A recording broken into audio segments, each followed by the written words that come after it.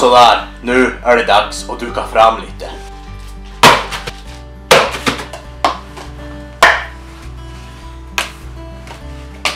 Vi kan ta lite finbestick. Man har ju såna här... Ja, vi tar fram lite finbestick.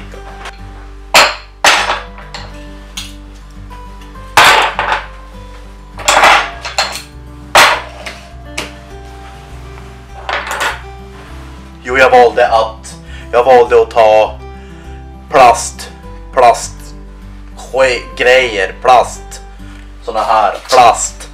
För att det uppskattas verkligen slippa diska och hålla på. Både jag och hon, vi slipper ju diska om vi köper plast och såna här. Och så måste man ju välja en bra färg. Det fanns andra färger, men jag ville välja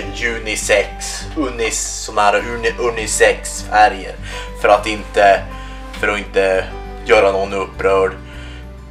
Jo, och så, men vi måste tyvärr ha riktiga bestick, för vi ska ju äta kött såklart. Man måste ändå kunna skära, förstår ni.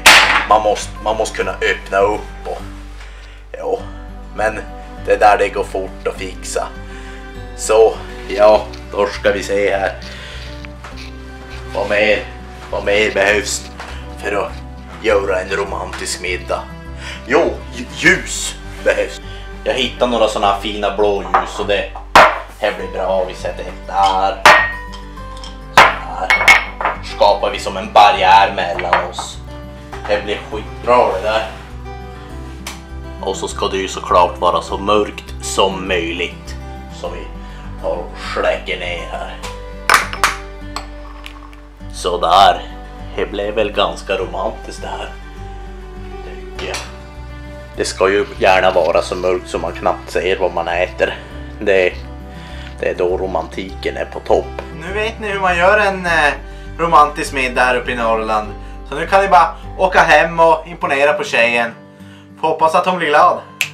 Ha en bra fredag.